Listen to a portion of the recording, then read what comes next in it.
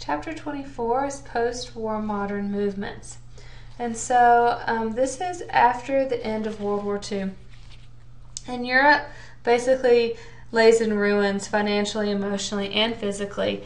Millions of English, French, German, and Russians have been killed. The Nazi Holocaust is responsible for 6 million of these deaths and 40 million displaced refugees.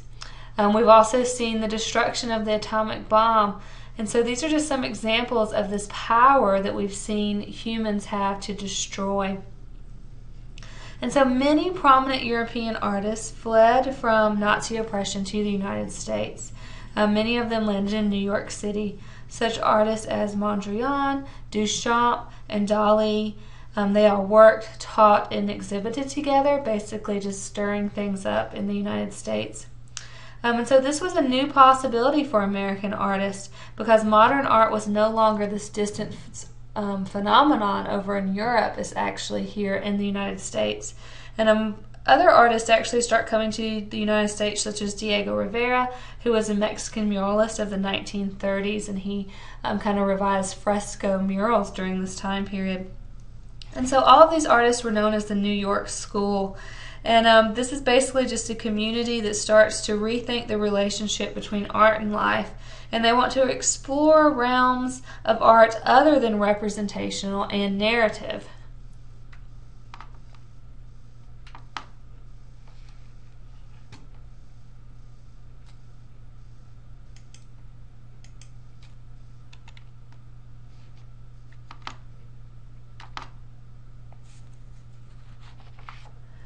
From this we have abstract expressionism. Abstract expressionism is basically a culmination of expressive tendencies, and so they were influenced by Fauvism, expressionism, and surrealism. But they're a little bit more expressive, and they use some more inventive ways to be creative. They do want to move away from public issues of history and social comment of what we've been seeing from American artists of the Depression era. The leading innovator of this movement is Jackson Pollock, as you see pictured here. He was influenced by Thomas Hart Benton and Mexican muralists. He wanted to express this primal human nature that he believed all humans contained. He studied Navajo sand paintings and the teachings of psychologist Carl Jung and his unconscious theories. And so as you can see here, he would actually drip thin paint onto the canvas rather than using a brush on the canvas. He would take these huge canvases onto the ground, and he would say he'd be able to enter the space of the painting both physically and psychologically. So he would do these large sweeping gestures, almost like a dance, to create these gestural lines. And so he dripped, poured, and flung paint onto his canvas.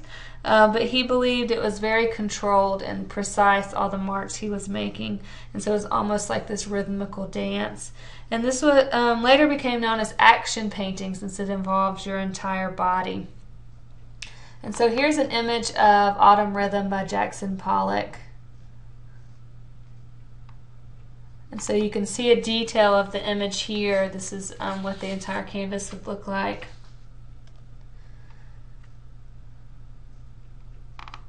And then here as an image, so you can see the actual scale of this piece. And so you can see how he was definitely influenced by muralist painters because of the scale of his artwork.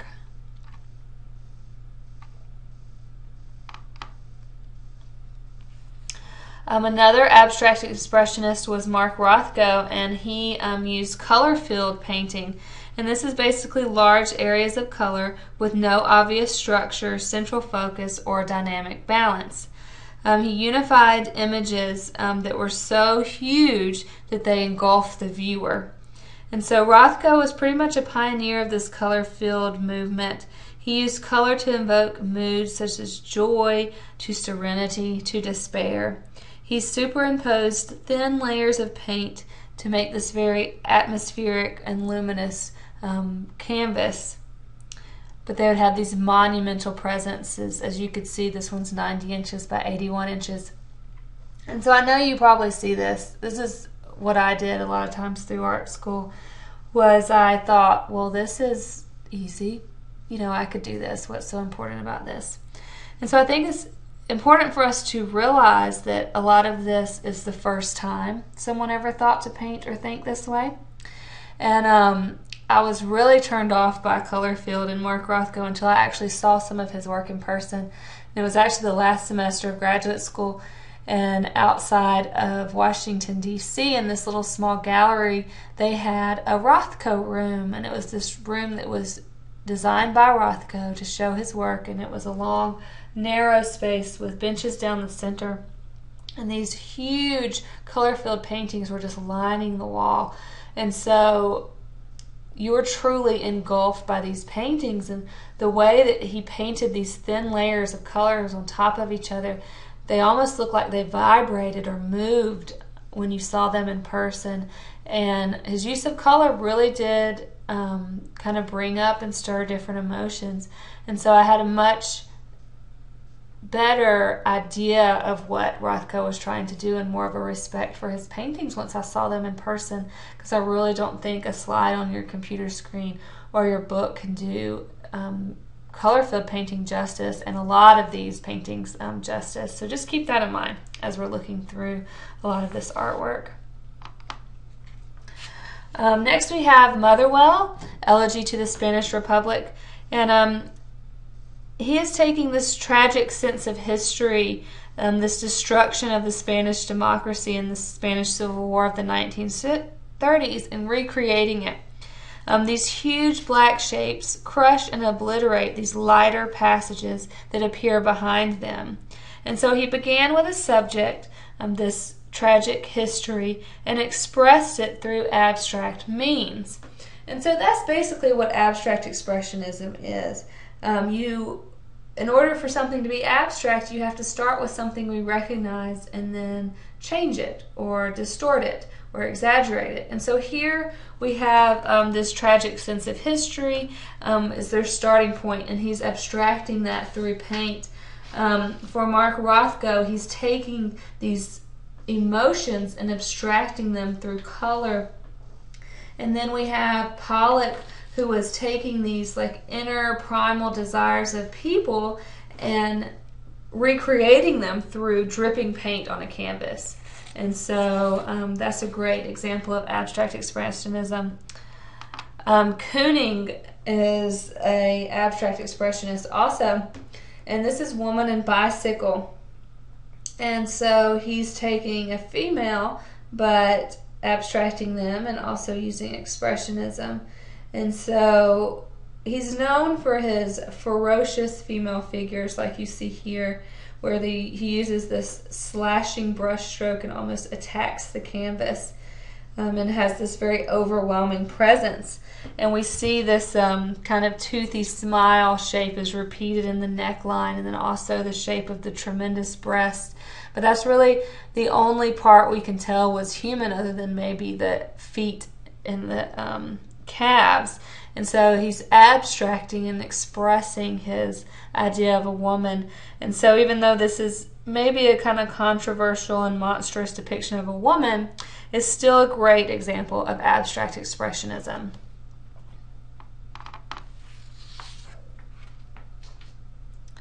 One of the most important American sculptors after World War II was David Smith, and he used the formal ideas of Cubism into his sculpture. He assembled metal sculpture and balanced formal qualities with energy of abstract expressionism. He used factory methods and materials, which were new options to artists during this time period. Here we see a piece from his stainless steel Cubi series. The cubic masses and planes are actually balanced dynamically above the viewer's eye level. It's polished up so that it is a reflection of light. And so you know, like when the sunlight hits a shiny part of your metal car, how it almost looks like it disappears. That's what Smith was trying to do here, where this sculpture was actually intended to be shown in a field of green grass with a blue sky. And so when the light would hit it right, when the sunlight would hit it right, it's almost as if the sculpture would disappear. And then when you would see it, it would be this reflection of greens and blues. And so it would look very different than what it looks like here in this tan and white gallery space, and where we see it's reflecting the tan and white. But he was very innovative and kind of took these Cubist ideas and moved them into sculpture.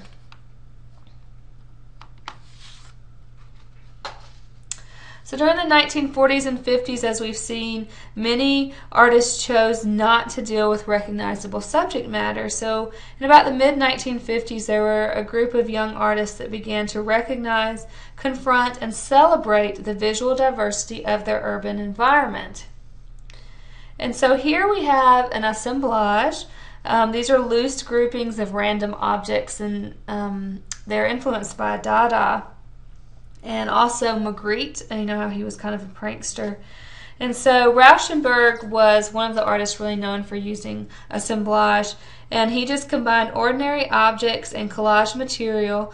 And so he would use this kind of abstract expressionist and brushstroke with these combined objects. And so here in Monogram, we have seemingly unrelated objects, events, and acts as symbols for this wild juxtaposition of modern life.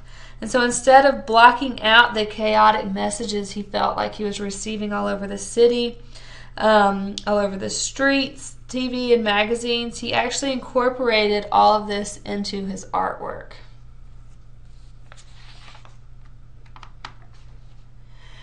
In the 1960s, we have the introduction of photographic screen printing. And so now Rauschenberg is basically kind of doing the same thing. He just did an assemblage, but on a two-dimensional picture plane, where he mixes together images of art history and different documentary photos like we could never before because of this new screen printing technique. He also includes this impressionistic brushstroke to kind of modify the images. And so here he has art reproductions and news photographs from Vietnam War and just everyday street life. And so he's basically just seeing how they interact with each other and kind of playing with it. And so it's kind of unrelated to each other, but they kind of assemble to be like kind of everyday life in the city. Almost how now, you know, when you're flipping through the channels of the TV and you're flipping real fast and all these images are passing by that aren't related, but your mind tries to connect them. It's basically that same idea. That's how he felt living in New York, living in this urban environment, that he was constantly being overloaded with all these images and materials that didn't necessarily connect to one another. So out on the West Coast, the artists are dealing a little more direct with social commentary. And so this is Kienholz's John Doe, and this is kind of an average American turned into this outrageous caricature. It's a half of a mannequin rides in a baby stroller with his chest open, revealing a cross with these drips of paint coming out of it, which is a little bit of a ridiculous effect.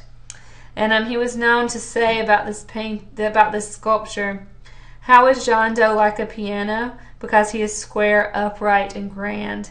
And so this was kind of his comment on the blandness of the middle-class life of Americans during this time.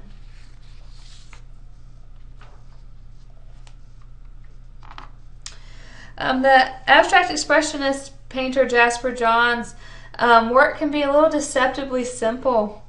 It's based on common graphic forms such as targets, maps, flags, and numbers. But he's interested in the difference between these signs, these emblems that carry a meaning, and art. Is there a difference? What is it? Are these signs and emblems art? And so he would often combine these and depict these in his artwork. And so he wanted to represent familiar objects from everyday life, and then he kind of adds this abstract expressionist element to them.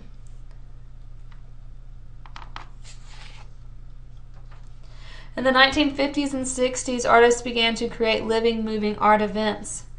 The artist collective OSCO, as you see pictured here, laid a member in the street and set out flares and titled it "Decor Gang War Victim."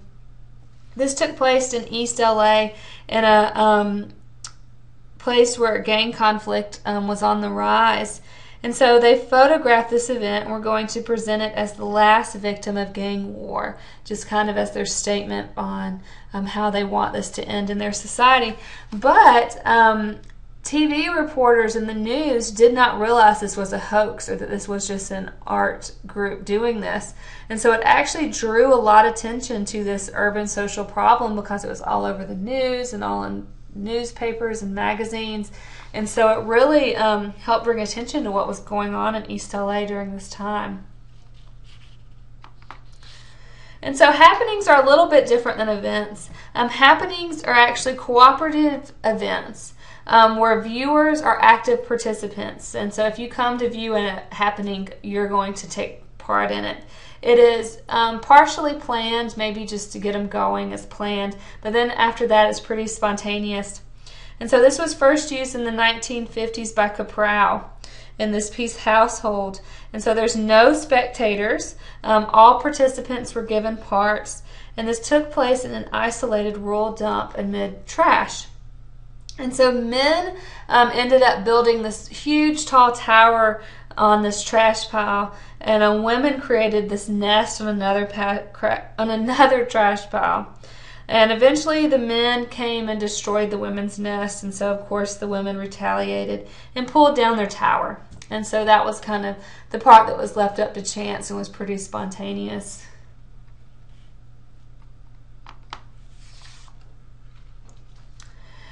In 1957, Richard Hamilton published a list of pop art characteristics, and it's basically the same qualities of contemporary mass culture, and pop artists wanted to address these qualities. And so this actually first appeared in London but really flourished in America. And in 1960s, Warhol really kind of brought pop art to the cutting edge of art. Even though he was not the inventor of pop art, he was probably the most visible and controversial artist of the pop art movement. He began as a commercial artist, and he began to see the effect of mass media and mass marketing on us as a culture. And so he started to believe that celebrities are consumer products, almost like this packaged commodity. And so we see this image here of the Maryland diptych. And so this was pretty big news in the 1960s. I think we're pretty aware of this now. We have the Paris Hiltons and the Kim Kardashians of the world that our culture just kind of created as this character. But he is really starting to bring it to light in the 1960s. And so he basically has this repetition of these mass images, and he wants to keep repeating them and repeating them until they really don't have value anymore and just became part of our cultural landscape. And so that's what he kind of believes happens in mass media. James Rosenquist was also a pop artist. He was a billboard painter before he became a fine artist. And so he would basically make these impersonal montages of contemporary American popular culture. And so he used his technique and images of the sign paintings he used to use, and he was known for having these up-close details of faces, natural forms, and industrial objects. And he would do this with a mechanical airbrush. And so this is a painting of kind of 1960s Americana. It has a fighter jet going all the way across the picture plane, but it's mixed with symbols of affluence and destruction, such as a chain link fence, a child under a hairdryer, a tire, light bulbs, beach umbrellas, and a mushroom cloud from a nuclear bomb. And so this is kind of his depiction of popular culture of the 1960s.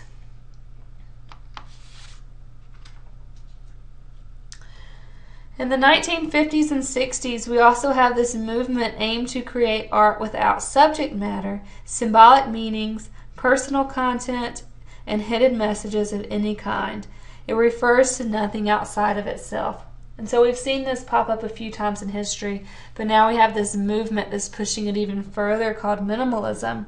So the leader of this movement was Donald Judd, and he was really known for using industrial materials that were not previously available to artists, such as sheet metal, aluminum, and molded plastics.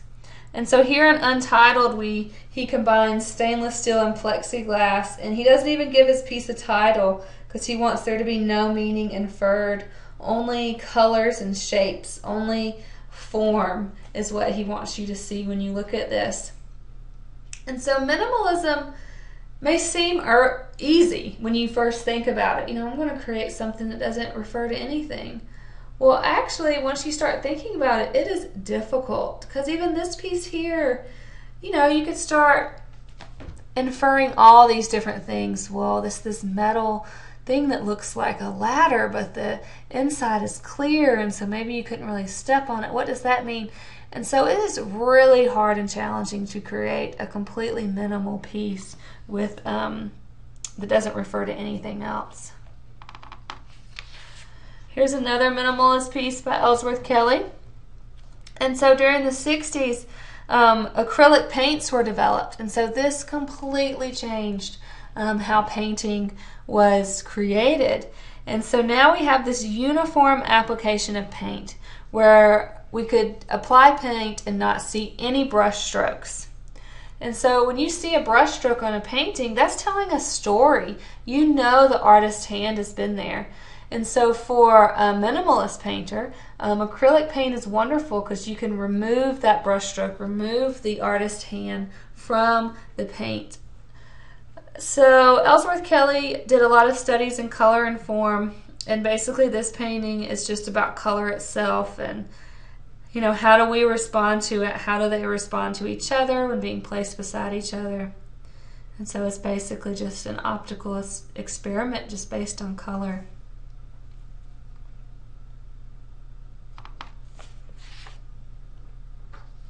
So in the 1960s and 70s, we have this pushback from minimalism known as conceptual art. And conceptual art is only about the idea. The idea of the art takes place of the art. And so the most important thing is just basically getting your idea across. And so this is a piece by Joseph Kosuth, and 1 and 3 chairs. And he said that he was a painter for a really long time, but he knew there was something else out there, this thing called art. And so he didn't believe the actual act of painting was art. He believed the ideas that you're creating and the way you can make people think differently was the art. And so this piece is about how we comprehend objects, images, and words, and how we process each version of, for example, here a chair, very differently. And so for conceptual art, the work begins in an artist's mind as an idea, and the artist merely carries out the idea enough so the viewer can get the idea or get the thought, and that's your artwork. And so this is a very early piece of conceptual art, and it can mean a lot of different things now. I consider myself a conceptual artist because to me, my idea is the most important thing, and so I will use any medium, it doesn't matter. Whatever will best get my point across. And so that's also a conceptual artist. So just anything where the idea is the most important part of the work.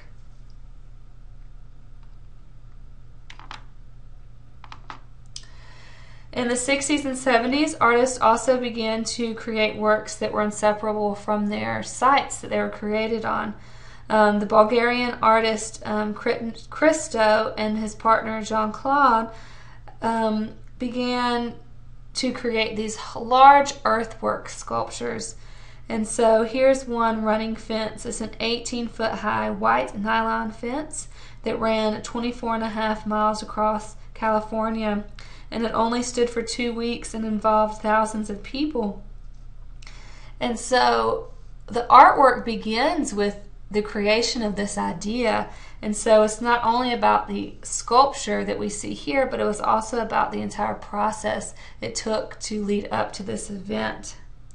And so this piece actually made the wind visible across the hills of California. It would blow in the wind, and it caught the changing light, as you see here, where some of it looks dark, like it almost disappears, and the other is really lit, and then it kind of disappears off into the horizon. And so I would encourage you, if you have time, to look at these artists. Their website is christojeanclaude.net, and they have done some amazing large-scale earthworks in their life, and they're still working and creating art. In the 1960s, we see the development of installations, which we learned about in the sculpture section of our books. Here is one by Turrell called Amba, and he actually did this by manipulating light. And so this wall is actually flat, and so the light becomes a physical presence here. And so that's the installation that changes the environment in this room.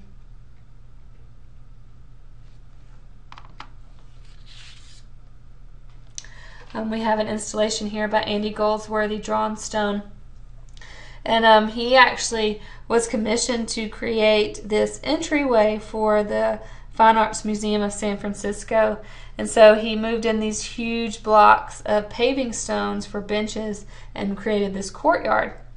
And so he actually created, just an interesting story about this installation, this crack that runs all the way across this courtyard. You can kind of see it here. And so why he was commissioned to do this piece is because this courtyard was actually destroyed from an earthquake. And so this is kind of his homage to that earthquake, where he intentionally created this crack throughout the center of this installation.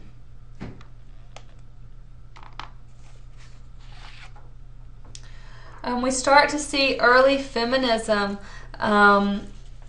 around the late 1960s or so. Many women artists began to speak out against discrimination they faced in their careers as artists, because many museum and galleries would collect and sell only male artwork made by male artists. And so in California, feminists tended to work collaboratively and to make use of media that have been traditionally associated with craft work and with women, such as ceramics and textiles. Here in the dinner party, we see a collaboration of many artists, women, and a few men that were organized and directed by Judy Chicago over a period of 5 years. This cooperative venture was in itself a political statement about the supportive nature of female experience, as opposed to the frequently competitive nature of a male experience. A large triangular table contains place settings for 39 women who made important contributions to world history. These run a wide gamut from Egyptian queens to Georgia O'Keeffe. The names of 999 women who also had great achievements were inscribed on the ceramic tiles below the table. Each place setting includes a hand-embroidered fabric runner, a porcelain plate designed in honor of that woman. Some of the plates are painted with flat designs. Others have modeled and painted relief motifs. Many are explicitly sexual, embellished with flower-like female genitalia. So Judy Chicago's idea was to kind of reclaim history and reclaim these women's places in history that were often ignored because they were women. Over on the East Coast, we see a little more pointed protests from the feminists. We see a group called WAR, which is Artists in Revolution, which started picketing museums that would only show male artwork. And then we also see AIR, which is Artists in Residency, which this is a group of female artists that began to form galleries to show their own work. And Nancy Spiro was in both of those groups. She was known for using uncommon media such as scrolls and stencils and different documents to kind of let viewers know of the torture and abuse of women that was going on during this time period. So in this image here, the rebirth of Venus, we see the ancient statue of the goddess Venus being split open to reveal a woman sprinter. And so we see this idea of a woman kind of being this representation of love and like this body having to do with love object, but it kind of gives way to this woman who's a sprinter that's achieving something with her body rather than just being seen as an object.